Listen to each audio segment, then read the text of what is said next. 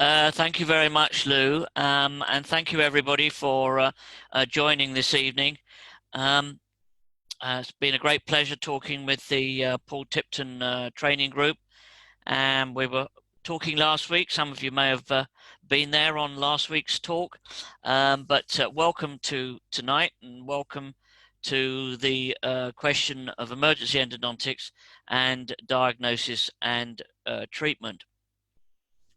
I think at this present time, in terms of the COVID-19 pandemic, the question of emergency endodontics diagnosis and treatment is probably more relevant than it has been at any time. And since lockdown on the 30th of March, in terms of emergency endodontic treatment specifically, we were only offered the opportunity for advice, to give advice, prescribe analgesia, and antibiotics for our emergencies. And as we've slowly come out of lockdown, things have, of course, changed. But bearing in mind, I do believe, and I'm quite sure, that there are many colleagues up and down the country who possibly haven't opened yet and are still not in a position to start carrying out treatment, AGPs at least anyway, and despite endodontics being carried out under rubber dam, endodontics is still in that classification of high risk. So advice, analgesia, and antibiotics. And that is as relevant now, even if you're back in practice, as it was in March when we went into lockdown for the first time. Advice from the British Endodontics Society with a return to work standard operating protocols was also published on the 16th of June. And I urge all of you to have a look at this document if you can, if you are back at work, if you're going back to work, because it sensibly discusses how you now can deal with emergency patients, bearing in mind, and as I said earlier, you may not be able to treat them quite yet. So triage is a new term that has entered into our vocabulary, and triaging a patient now is probably more relevant than it ever has been in the past. And I'm doing quite a bit of patient triaging by telephone screening, and by telephone screening this patient, and there are many clever ways to do this. You can video call them, you can just call them. Just bear in mind, however, that if you do video call them and you're going to record it, tell them, ask them for their permission to record. But the thing about the triage is that it gives you an opportunity to assess the risk and the patient needs through a remote consultation, and then you can schedule whatever appointment is necessary. So in our practice in Harley Street, which is an exclusive endodontic practice, we are trying to avoid, where possible, face-to-face consultations, and assessing the patient over the phone, and then deciding whether the patient needs treatment, whether the patient can wait for treatment, whether the patient needs antibiotics, and we can schedule our day accordingly so that we can get as many patients in as possible without compromising our diary in terms of seeing consultations. So this question of triaging is very relevant and very pertinent. Very interesting article in the Journal of Endodontics from earlier this year. I think this was in the April or May edition. But it's very simple to assess a patient's needs. It's very simple to assess the extent of their pain. Are you in pain? What is the level of your pain? When did the pain begin? Do you have a dental abscess? Are your gums or face swollen? Do you have a fever? Are you having any trouble swallowing? Do you have any trouble opening your mouth? Did you experience any trauma? And this sort of triage opportunity provides you with an ideal way to assess your patient need and whether you need to get them in as soon as possible or whether you can indeed delay it to make your diary scheduling that much more easy to accommodate. So we can easily assess over the phone who is urgent and who is not urgent. Now, back in March, April, and in May, uh, we were only really able to give advice. And the advice was based on the question of what was the impact on daily life of the patient for the relative endodontic emergency that they were experiencing. So it was a question of looking at clinical signs and symptoms, making a diagnosis where possible, bearing in mind over the phone, assessing the severity of the symptoms, and then deciding whether that patient should have an onward referral to a UDC. Now, of course, that patient won't need to be referred to that UDC. They can come straight to you. But depending upon the condition, we can tell our patients to either take some antibiotics and or analgesics, and by following this protocol, keep them out of pain or reduce the pain so that we can then reschedule accordingly into the diary. So, clinical signs, diagnosis, symptom severity, little pain, intermittent pain, and we'll look at all of this in a bit more detail. Question of a chronic apical abscess versus the question of an acute apical abscess. And through the lockdown and during the height of the pandemic, these patients had to be referred on to a UDC.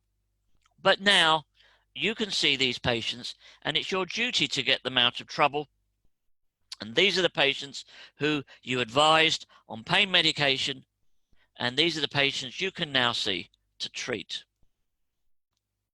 Now, when it comes to analgesia, and in terms of triaging a patient for analgesia, there are various regimes that we can give to our patient. Now, in cases of moderate to severe pain, we can actually prescribe ibuprofen up to 600 milligrams 4 times daily. So that's a maximum of 2.4 grams of ibuprofen in any 24-hour period. And then up to 2 hours later, 1,000 milligrams 4 times daily. That's 4 grams of paracetamol. Now that will eliminate most dental pain for 2 or 3 days. And again, give you the opportunity to reschedule that patient at a time that is convenient to you. So our mainline drugs for dental pain, endodontic pain would be ibuprofen and paracetamol. And if necessary, you can give these medications together at the same time. Now, when it comes to antibiotics, and we'll look specifically at the question of antibiotics in a minute, if you're going to prescribe antibiotics, make sure, of course, your patient is not allergic to penicillin. Your mainline antibiotic is going to be amoxil, 500 milligrams, 5 days, 1 capsule 3 times a day. Although my personal preference when it comes to an antibiotic would be coamoxiclav or augmentin. So that would be 375 tablets, 1 tablet 3 times a day for 5 days. If a patient is allergic to penicillin, they can be given clarithromycin, 250 milligrams, 1 tablet twice a day for 7 days, or indeed clindamycin, which is 150 milligrams, 3 times a day for 4 times a day, 150 milligram tablets. And again, these will go a long way to eliminate the symptoms of an infection. But when you are triaging, and when you are talking to a patient, and when you finally get round to consulting with a patient, you have to remember that antibiotics are only effective for dental infection, and they will not eliminate the symptoms of an acute pulpitis. And I see now so many patients who've been offered antibiotics by their dentist when they didn't need antibiotics because they had the symptoms of an acute irreversible pulpitis, a tooth that was sensitive to hot and cold, that lingers and continuously throbs, but where the pulp test vital, They will not be ameliorated in any way by antibiotic prescribing. And the only thing you can do to get your patients out of trouble is to remove the inflamed pulp and start the root treatment.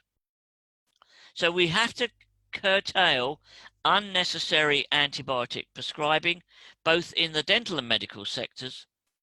And unless there is an appropriate prescribing, we may not have effective antibiotics for use in the management of true orofacial infections in the future.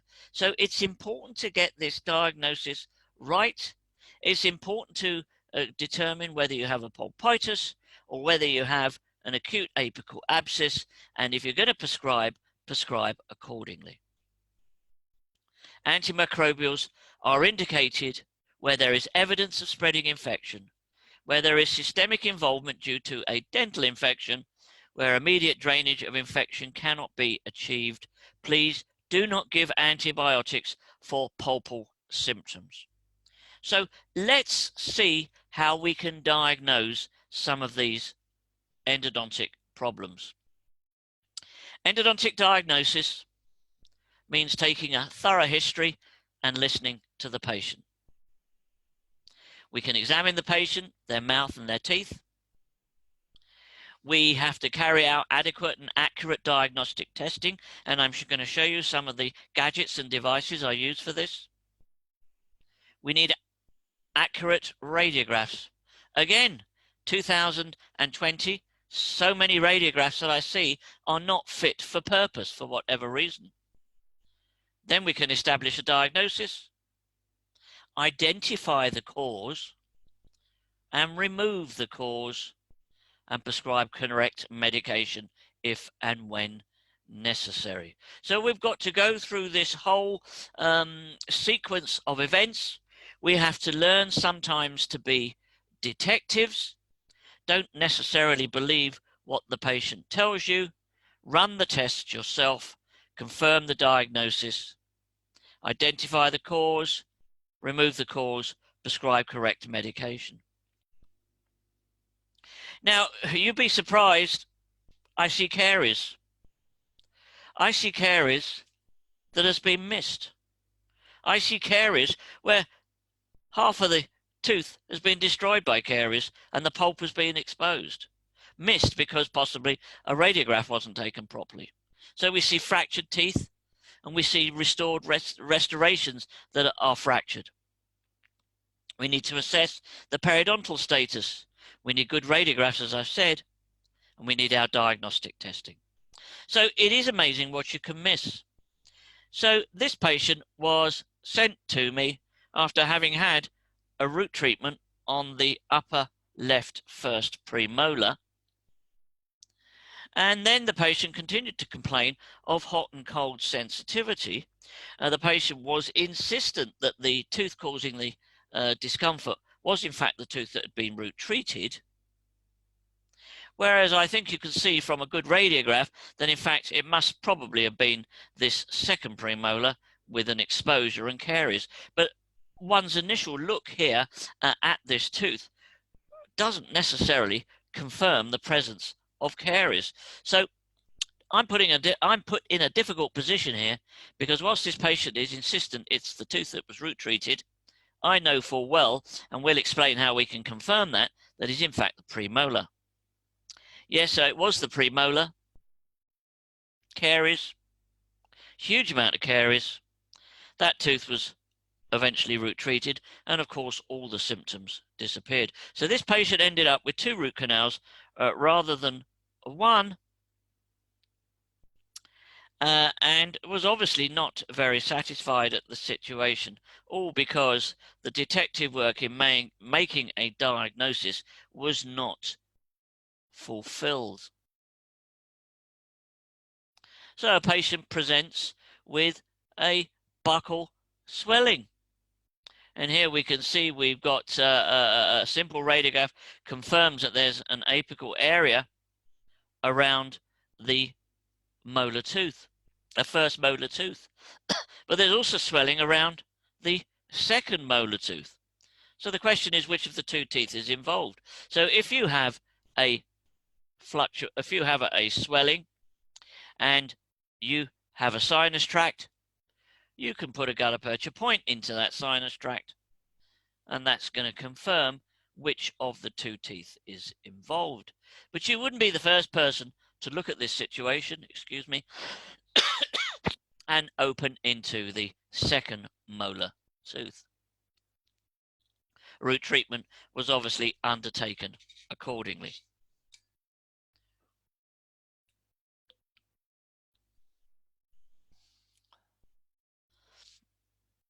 And there you can see healing in a very rapid space of time.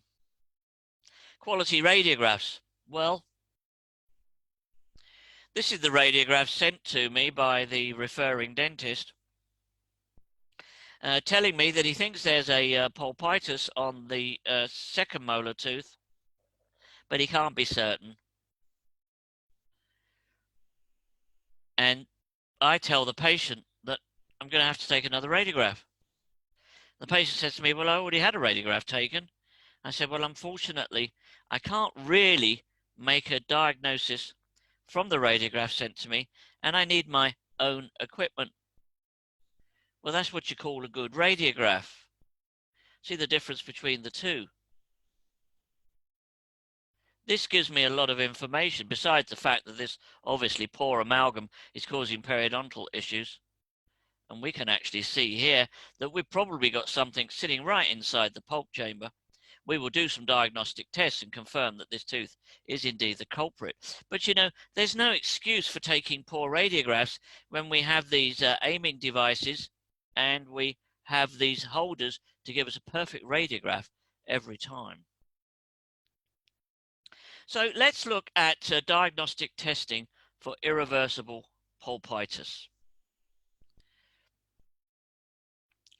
When a patient presents with an irreversible pulpitis, it's quite often they're not able to be exactly certain which is the tooth.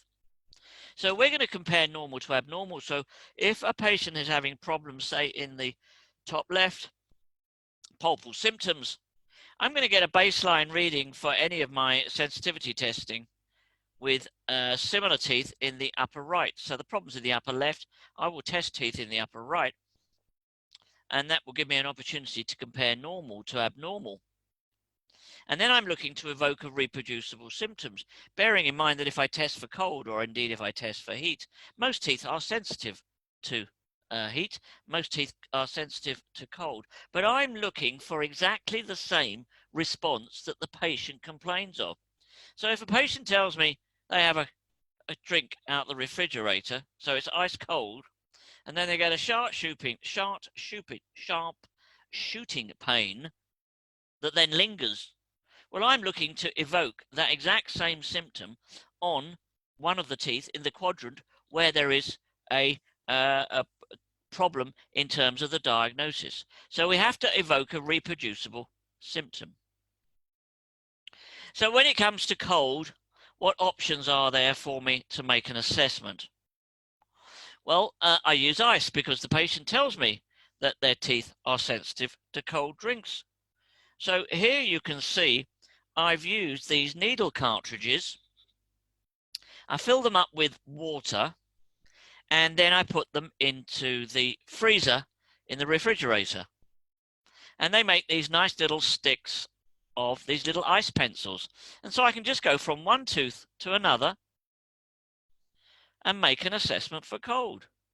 So the patient tells me it's a sharp pain on cold, starts to linger. I'm going to go from one tooth to another until I find the culprit. So this is a very nice way to make an assessment for cold sensitivity. What about heat? Well, heat is a little bit more difficult. So the patient tells me that every time they have a cup of tea or a coffee, they get severe, intense throbbing pain. Again, that pain may linger. So what am I going to use to assess a tooth for heat sensitivity? Well, if you look in the endodontic literature and you look at the textbooks, they say heated gutta percha.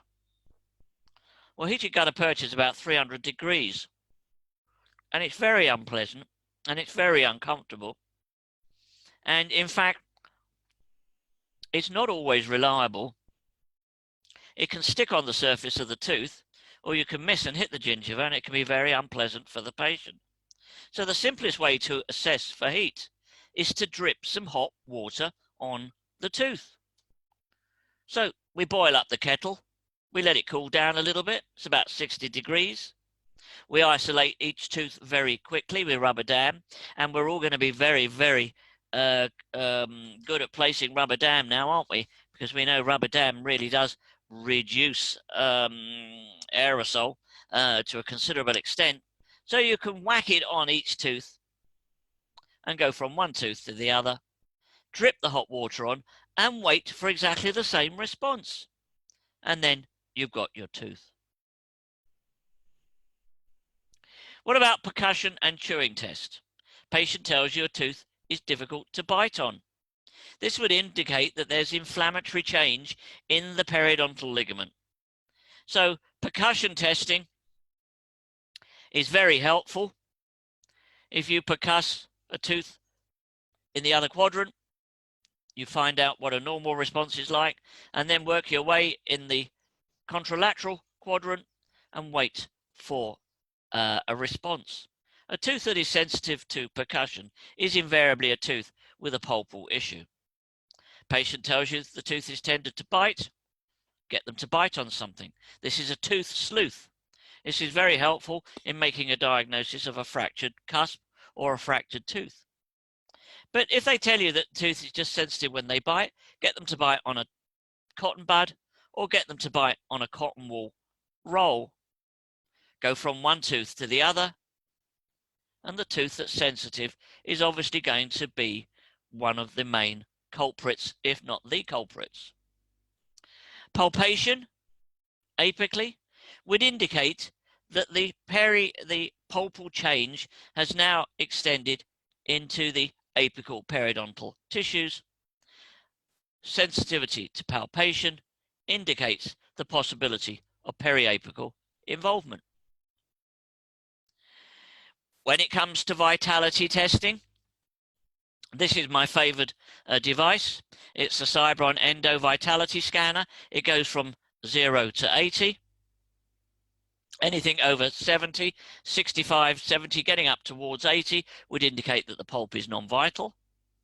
A tooth that responds almost immediately at 0 or 1 would indicate a very hypersensitive pulp. Now here you can see it's easy to place this probe onto the surface of the tooth where you have plenty of tooth structure. But if you've got a crown, it's not so easy to assess vitality. So if you've got some sort of margin underneath the crown and above the gingiva, you can place this very fine tip, which is part of the vitality scanner setup, and then you can confirm vitality that way. Other means of confirming vitality testing would be endo ice. I'm sure all of you have got some of this endo ice, but bear in mind it's only minus 26 degrees Celsius. So if a tooth is non-vital, it will be pretty helpful if you've got plenty of tooth structure to put it onto. However, if you have a crown or a full crown, minus 26 will not transmit through a full crown. And you need something that is much colder. And we have a device called an odonto test. Now, you used to be able to get it from Henry Schein. I'm not sure if you still can do, but you can make little sticks of dry ice, white snow, carbon dioxide at minus 77 degrees Celsius, and that will transmit through a crown. So if you place that on the surface of the crown, there's no response. You can be pretty certain that that tooth is non-vital. So this is the CO2 tester. It's called the odonto test. And then reversible pulpitis sometimes is caused by occlusal interferences. We can transilluminate a tooth. So we can transilluminate a tooth for cracks or fractures. And if a transillumination stops halfway through the tooth, there very well may be a fracture of that entire tooth. A normal tooth would transmit from one side to the other. A fractured cusp can be removed if the symptoms suggest that there is irreversible pulpal involvement. Well, that tooth can be root treated and then restored. A fractured cusp can lead to a cracked tooth, and a cracked tooth where the fracture or the crack is below the enamel cement junction, you're in dodgy territory and able to say, in order to save that tooth. Again, if there's pulpal symptoms, you would consider root treatment followed by a full coverage restoration. And then a cracked tooth can lead, of course, to a completely split tooth. As you can see here, you can see this split here from one side completely to the other. So these are hopeless situations. Now, what's happening here? Because this is a periodontally free mouth, and this is a symptomatic upper molar. So the rest of the mouth has simply no periodontal issues and no pocketing or probing. So an isolated pocket is usually indicative of a fracture, a crack, or even a split. And here we can see on the radiograph, root treated, crowned, but this coronal radiolucency is a bit of a giveaway in terms of a fracture, and we can probe 5 millimeters, 6 millimeters or more in this area. Now, some people will say, send the patient for a cone beam scan. I can promise you that this tooth is fractured and it's hopeless. Again, an isolated pocket, indicative of a fracture, a hopeless situation. Now, we do send our patients, we do recommend cone beams. Here we have a root treated tooth. It's a conical root, it's a crown, it's a bridge abutment. The patient was determined not to lose it, wasn't very satisfied with my preliminary diagnosis that it was split. And patients understand these things these days. They know what it's all about. They know what's going on. They said, could you send me for a cone beam scan? And I did. And of course, the axial slice confirms the fracture on the buccal aspect and a fracture on the mesial aspect. So a rather hopeless situation there. So let's look at the signs, symptoms, diagnosis, and treatment summaries for the various conditions that you will see in your surgeries. So, normal dentine, simple hypersensitivity, nothing really difficult to diagnose. There's no relevant dental abnormality, sharp pain from exposed dentine, application of thermal stimuli. Periapically, everything is good, nothing to do. Reversible pulpitis. Now, this is important. We've got a sharp pain on the application of a thermal stimulus, and there may be evidence of caries, fractured restoration, or previous restorative treatment, or a cracked cusp. But it's a simple pain on application of the stimulus. Apically, we'd expect everything to be normal. But when we get into the realms of an irreversible pulpitis, there are a few giveaways, because the patient will be complaining of spontaneous throbbing pain. This is sharp on the application of the stimulus, but the pain persists. That's the word, persists, after removal of the stimulus.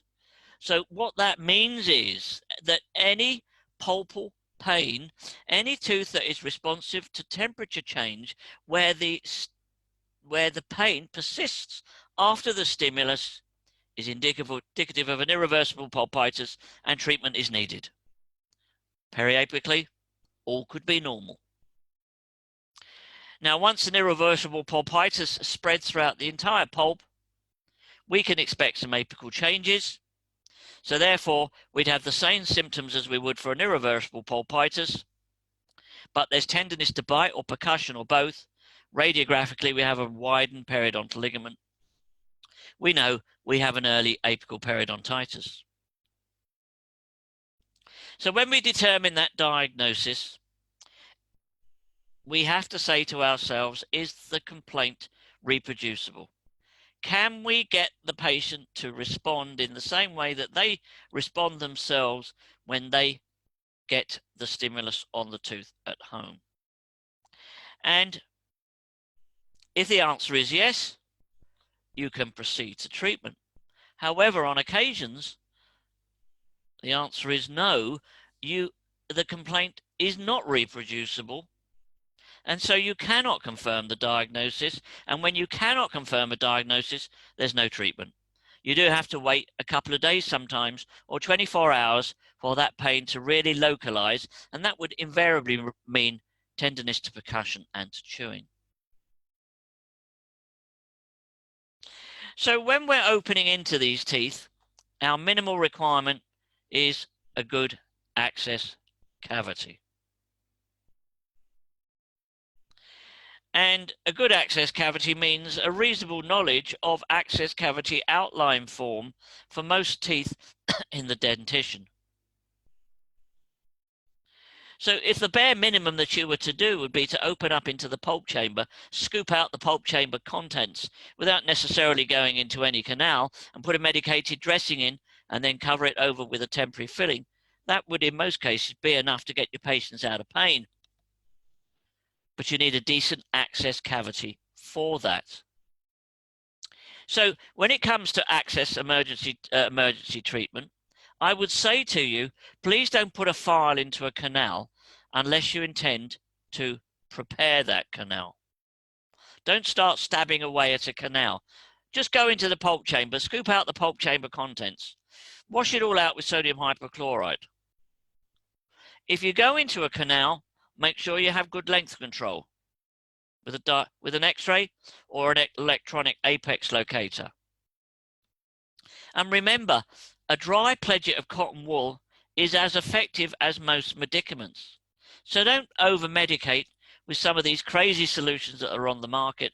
Just put a pledget of cotton wool in there and cover it over. Saying that, many colleagues want to put medicaments inside the pulp chamber and or inside the canal. So we've got Ledamix paste, which is basically a steroid paste. We got Odonto paste, which is a zinc oxide-based dressing for pulp chambers. And then we've got HypoCal or UltraCal. These are calcium hydroxide based materials. For me, most cases of treatment are completed in a single visit anyway. So the question of medication rarely comes into my treatment routine. Saying that, if you want a medicament, these are the three that you could use. But as it's impossible to predict the apical extent of pulpal inflammation, the only predictable approach to an irreversible pulpitis is complete pulp extirpation. So if you really, really want your patients to be out of pain, you've got to clean out all of the canals. So let's see how I would deal with a pulpitis. So I have an irreversible symptomatic pulpitis. I'm either going to carry out a coronal pulpotomy or a complete pulpectomy with copious irrigation of sodium hypochlorite, the irrigant of choice. Patients can go on ibuprofen, paracetamol, and dexamethasone. Now, we will talk about dexamethasone. Dexamethasone is the wonder drug that keeps the COVID patients who are going through their severe cytokine storms. You remember, it keeps our COVID patients alive. Boy, it's going to stop your patients having pain. I can promise you that. If we have an irreversible pulpitis with an acute apical periodontitis, we've got to clean everything out. So we need a complete pulpectomy. So we shape and clean the canal, and we can use a single file system, of which there are 2 or 3 in the marketplace today. So with a single file system, we can rapidly expand the canal and get the irrigant in there. Copious irrigation with sodium hypochlorite, and then relieve the occlusion, close the tooth, ibuprofen, paracetamol, and/or dexamethasone. So with a rapid shaping system, and I'm going to show you a rapid shaping system in a minute, with a rapid shaping system, you've got an opportunity to really get that root canal cleaned out very, very quickly. And a single file system is the ideal system for endodontic emergencies, especially in a COVID-19 situation where you're getting back to work. And then, of course, we've got pulpal necrosis, no swelling, complete pulpectomy, shape and clean the entire root canal system using a single file system because it's quick, copious irrigation, ibuprofen, paracetamol, dexamethasone. So popular single file systems would be Dentsply Sirona's Wave 1 Gold, or the Reciproc Blue, also from Dentsply Sirona's endodontic divisional company, VDW. You can rapidly expand the shape of the canal with these instruments. I'm very proud to have been on the Wave 1 Gold design team with Dentsply Sirona. We worked on this instrument for nearly 3 or 4 years in order to produce an instrument that will shape the canal quickly, efficiently, and most of all safely. And it has since become an ideal instrument in an emergency situation when you want to get your patients in and out in double quick time. So we obtain a glide path. We get a super loose number 10. We expand the glide path with the Wave 1 Gold glider. We then shape the canal with a Wave 1 Gold primary. And nearly 9 cases out of 10, this is all you need to do to shape a canal. Once that canal is completely shaped, we can then go on and irrigate, copiously irrigate. We can enhance irrigation. Here you can see the Wave 1 Gold in that canal. It's extremely rapid. We don't have to push on it. It just moves to length. The angles of reciprocation are unequal. When they're unequal, the instrument just falls down the canal. We go from one canal to another. And copious irrigation once we're done. And then we can enhance the irrigation with something like an activator. Now, irrigation means sodium hypochlorite. And doesn't matter what irrigant you use, if you don't use hypochlorite, you're not doing the patient any great service.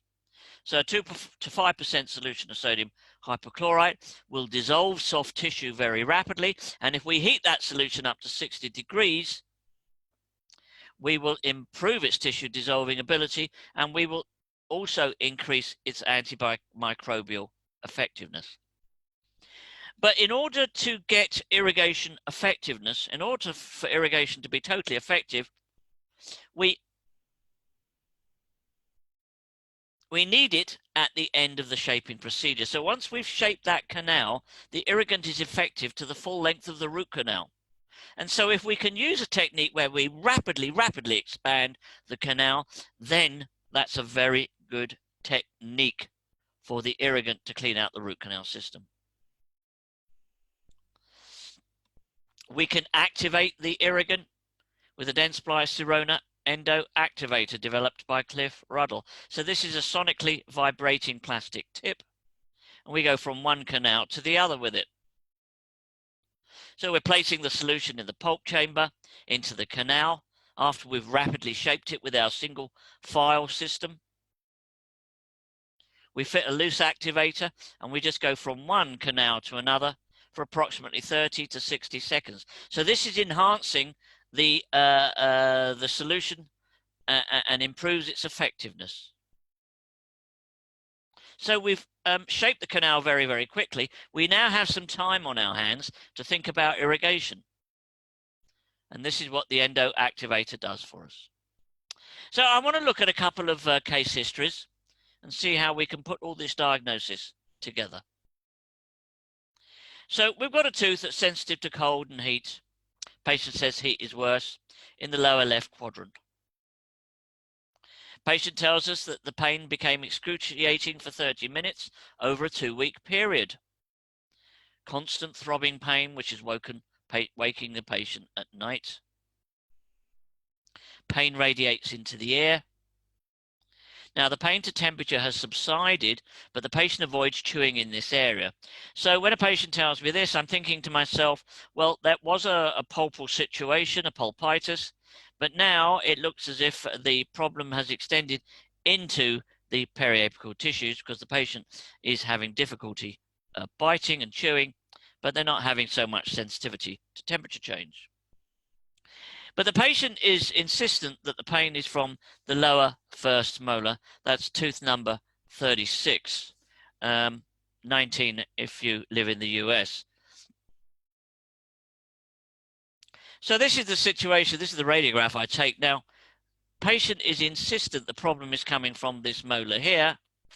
And you would take a look at this radiograph and say, definitely, without a shadow of a doubt, this has got to be the tooth. Hardly bother to carry out any tests. You go straight into this tooth. But you simply can't do that. You need the battery of tests. So let's have a look what we've got. So I'm going to test both of these teeth to endo ice. Minus 26. I don't get any response. Are they really both non-vital? Can't be certain. So I'm going to use my dry ice, which is minus 77. And on the first molar, I get a positive response. So that tooth is vital. That first molar is vital. But I tested the second molar, and there's no response. So I'm thinking to myself, maybe it is that back tooth rather than the front tooth. It appears that when I get the patient to bite on a stick and a cotton wool roll, it's rather tender when chewing. I tap it with the mirror, and it's very uncomfortable. I look at the apical area. Well, maybe there are some changes here. There are some periapical changes. Now, I can confirm that with a CBCT, but I'm not taking a cone beam for every case. Some endodontists are. I'm certainly not. I don't need a cone beam to tell me that there is definitely something not quite right apically to this second molar. The electric pulp tester.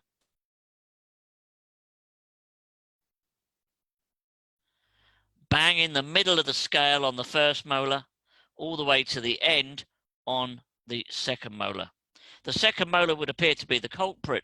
In fact, when I transilluminate it, I find that there's a fractured cusp, which I remove, open into the pulp chamber, scoop out the pulp chamber contents without doing any instrumentation, put a Ledamix dressing over the canal entrances, close it up.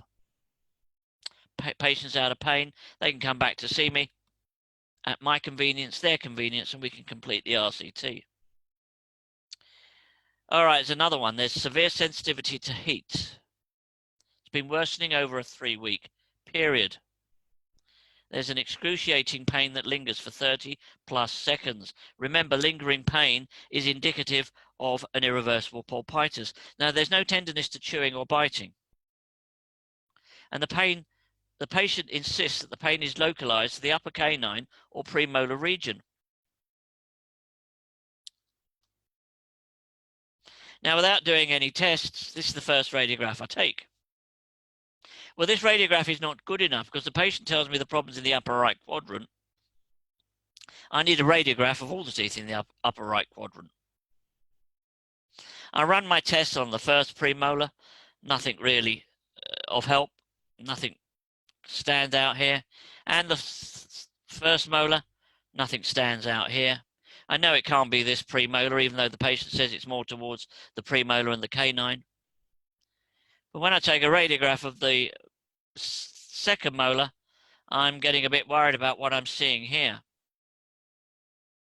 Now, because I use digital radiography, I can enhance the image.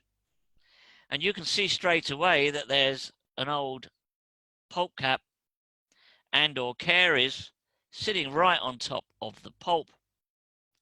And so when I test this tooth, I get the patient to bite on it, and then I put some cold on that tooth, the patient is through the roof.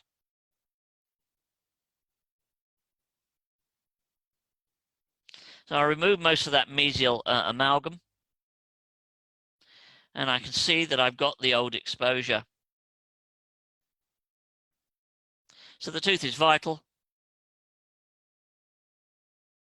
On this occasion, I haven't got a huge amount of time, but I'm not going into these buccal canals, but I extirpate as much as I can from the palatal.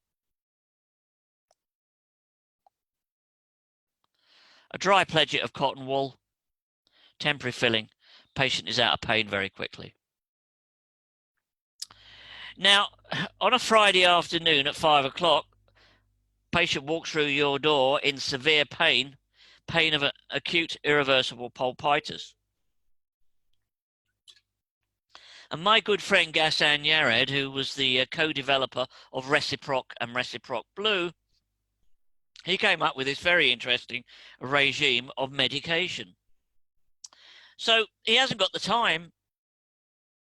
He hasn't even got the time to make the diagnosis, let alone the treatment. But he knows the problem's in the lower jaw, let's say, or in the upper jaw. He'll give one complete cartridge of Marcaine, which is a long-acting local anesthetic. And then he will prescribe 3 milligrams every 4 hours for 1 day. And that patient has complete pain relief after anesthesia wears off for at least 1 week. And then you can get the patient back to make the diagnosis and carry out the root treatment. Now, 12 milligrams of dexamethasone is a big hit as far as I'm concerned. The BNF says 10 milligrams is the maximum dose.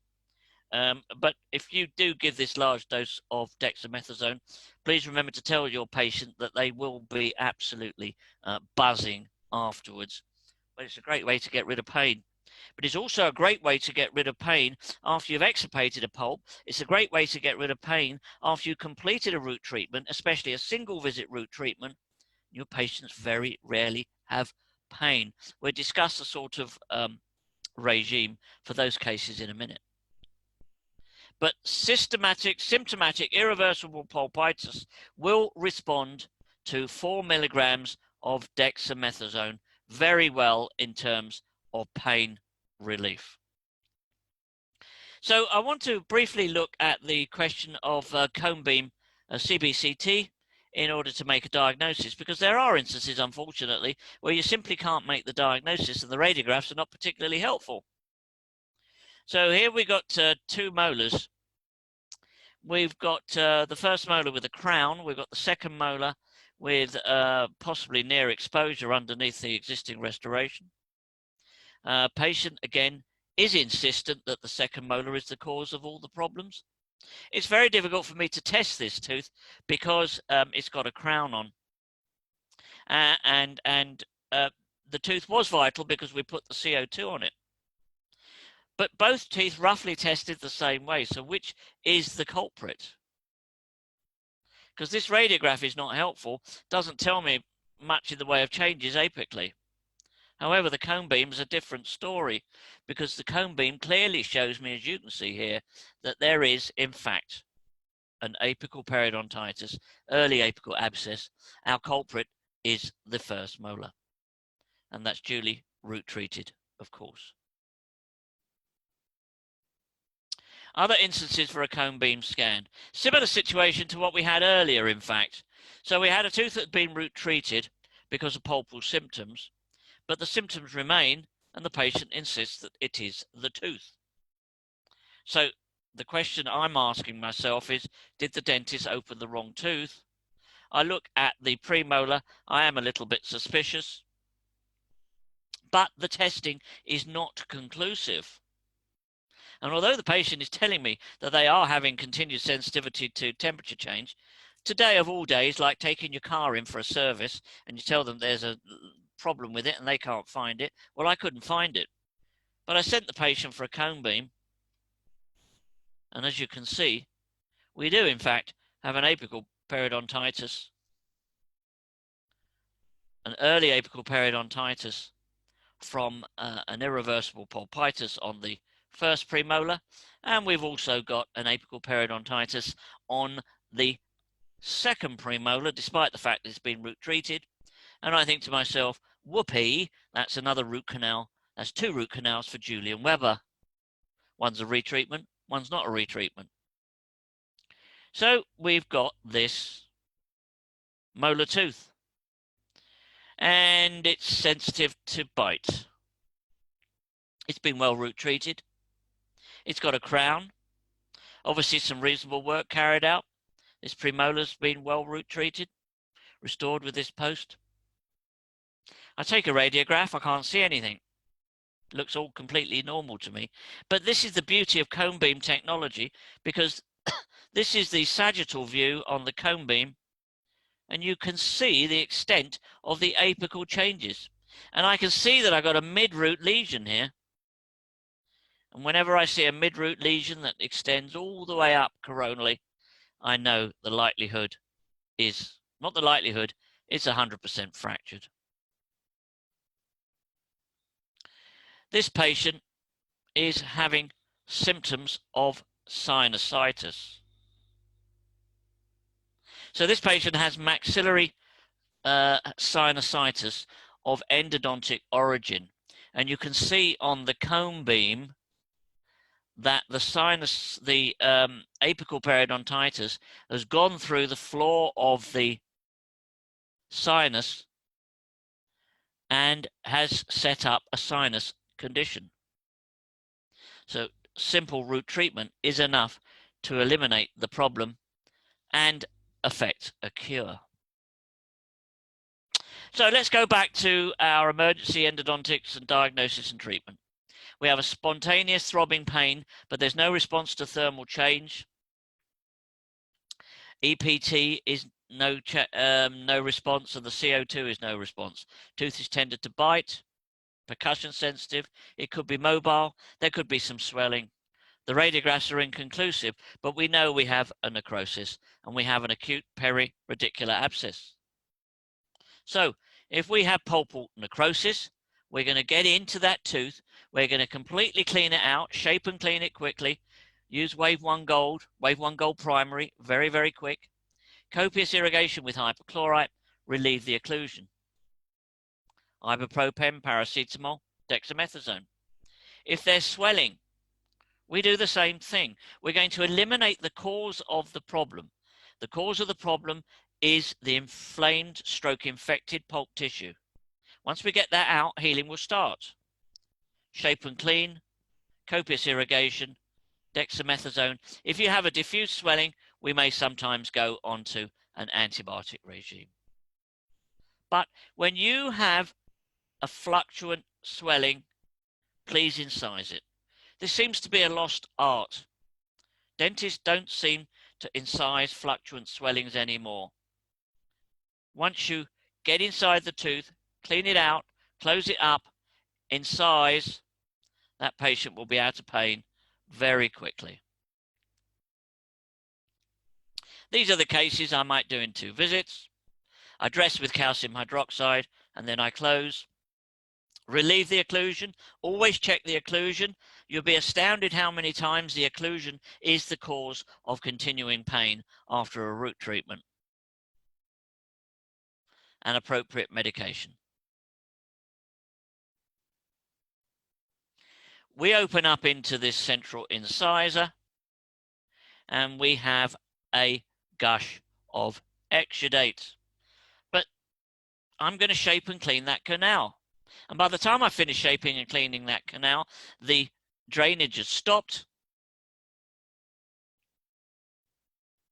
and the patient will return for the completion of the root treatment. Other endodontic emergencies will be endodontic flare-ups. What is an endodontic flare-up? An endodontic flare-up is an acute exacerbation of periodicular pathosis after the initiation, continuation, or completion of root canal treatment. The causes are debris extrusion, over-instrumentation, which means you haven't taken a decent radiograph with length control or used an apex locator. Over-medication, better not to medicate at all. Overfilling, that can cause severe flare-up. And failure to relieve occlusion. Of all of these, I would say failure to relieve occlusion is the biggest problem Always check the occlusion after you've started or completed a root canal procedure. Treatment would be good anesthesia, establish good working length, shape and clean the canal again, dry the canal. Don't use any paper points, cotton wool, no medication.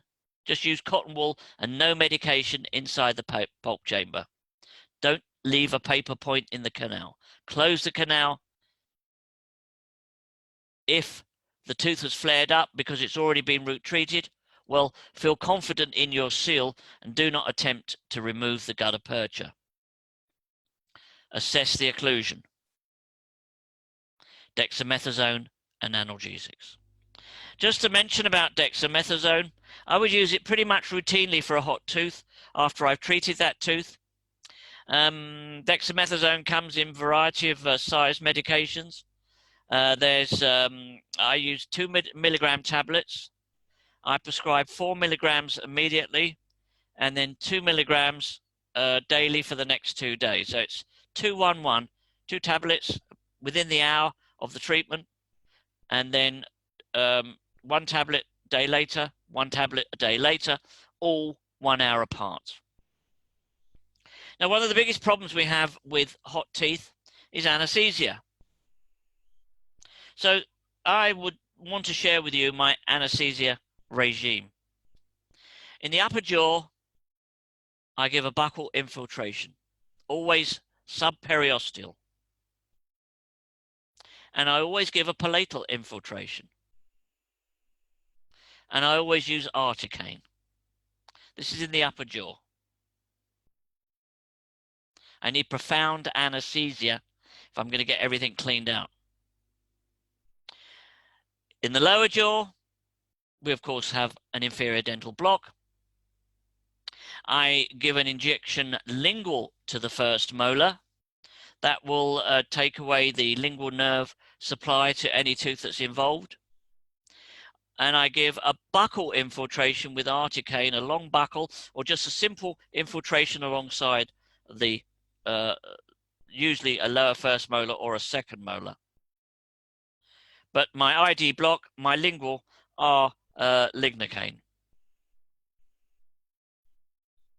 Now, an inferior alveolar nerve block injection supplemented with articaine buccal infiltration is more successful than an inferior alveolar nerve block alone for pulpal anesthesia in mandibular teeth. So I throw the book at these teeth that are hot. I really need to get them numb. Now, when it comes to hot tooth anesthesia in the lower jaw, my preference is the Gale-Gates block. It's much higher than the inferior alveolar nerve block, and it hits the mandibular division of the trigeminal nerve as it comes through the foramen ovale at the base of the skull and knocks out all of the divisions. So it's going to knock out the ID, it's going to knock out the lingual, it's going to knock out the buccal as well. Anything that might innervate the tooth is then knocked out to give me profound anesthesia. If you're interested in this technique, I would recommend this article from the Journal of the American Dental Association in September 2011 on the Gale-Gates technique and the Akinosi-Vazirani technique, which we're not going into any detail here, but I would just say to you, practice and perfect the Gale-Gates much higher up than the inferior alveolar nerve block and much more effective. Intraosseous anesthesia. Some people are happy to use it. In my hands, I've never really been successful. However, when successful, it certainly increases the success rate in cases of irreversible pulpitis from 25% to 98%, and it's there and it's available in the market. I like to use the WAND technique, which is computer controlled local anesthetic delivery system. I use it for my blocks, I use it for my infiltrations, and I also use it for periodontal ligament injections because I use this as a supplemental injection on a hot tooth and will inject into the periodontal ligament, into the surrounding cancellous bone to really ensure, certainly in a lower, that we have profound anesthesia. And finally, the last resort injection, intrapulpal. The patient's still having issues. We're both being calm. I'm being calm. I'm reassuring the patient. Hand on the patient's shoulder. We'll get you there. We'll get you there. And as soon as you get in, you can go for an intrapulpal. It's all else when it's the last resort when all else has failed. Prepare, reassure the patient. Tell them there's going to be two sharp sensations lasting a second or two. Use a 30 gauge needle locked into the exposure. Blast it. The interpulpal pressure exceeds the limit of depolarization, and that tooth is anesthetized.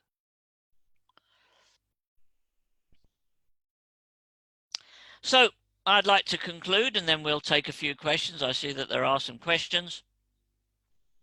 My conclusions are this. Schedule your day properly so that you can see emergencies, and schedule time in the day always to see an emergency. Triage the patient if you can't get the patient in that day to get them out of trouble, and reschedule accordingly. When you go into that tooth, do it properly. Don't poke and prod around. Either get the entire pulp out or just leave the pulp chamber cleaned out. And you can build your practice on emergency treatments. It's a practice builder. You're going to be seeing many emergencies in these post-pandemic days. Make sure you do it properly. It will build your practice and set you apart from everybody else in the area. So, I'm happy to take some questions. I noticed we've got some Q&A here. Let's see what we've got.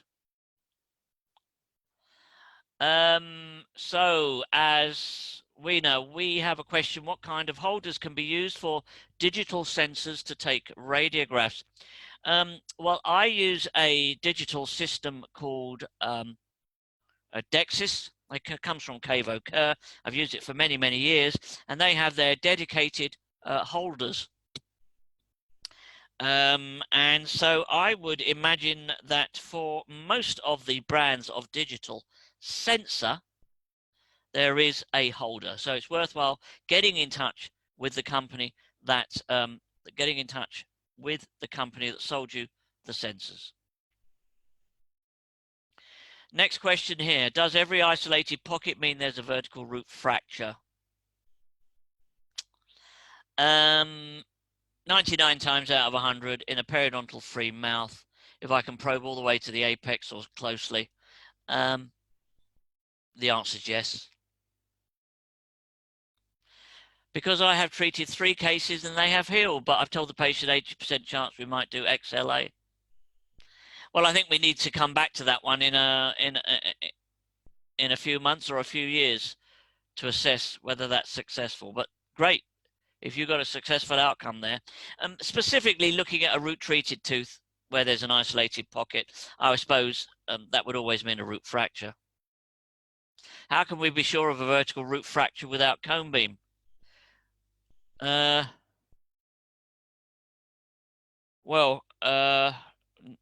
Unfortunately, not every cone beam image will see a fracture.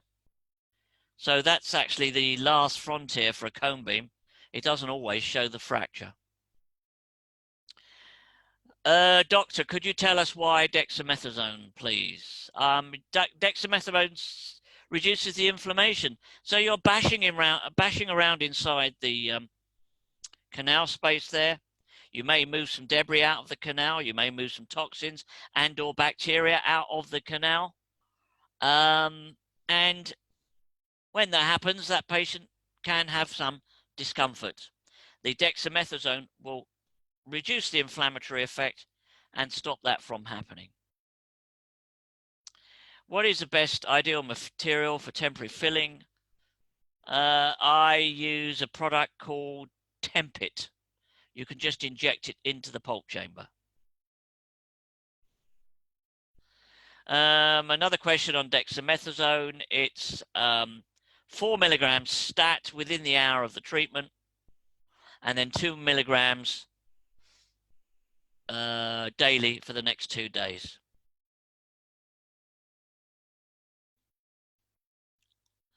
What is my routine obturation? Warm vertical compaction. How long is your visit for an emergency endo? Minimal 45 minutes.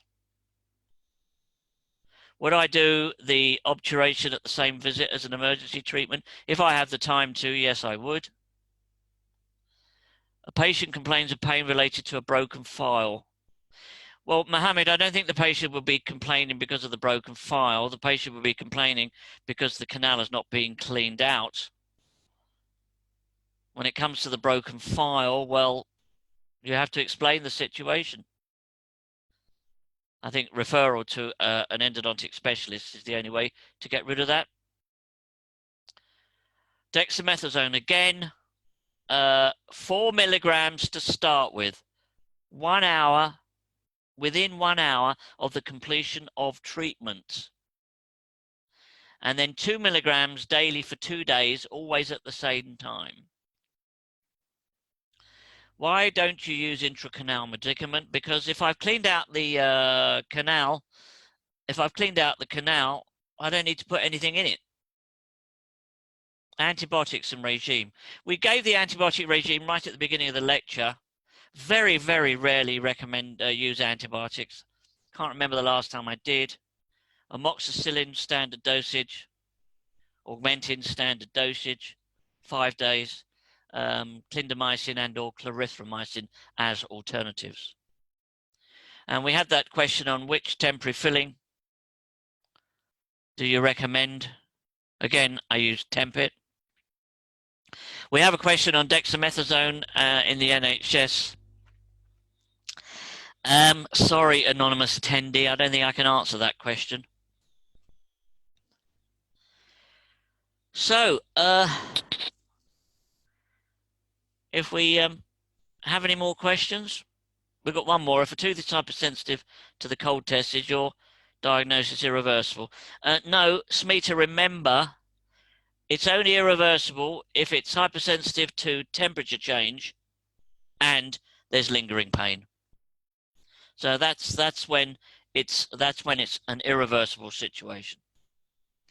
So we have no more questions. I'd like to thank you very much for attending tonight. We had a good number of people. You can always email me at jw@julianweber.com.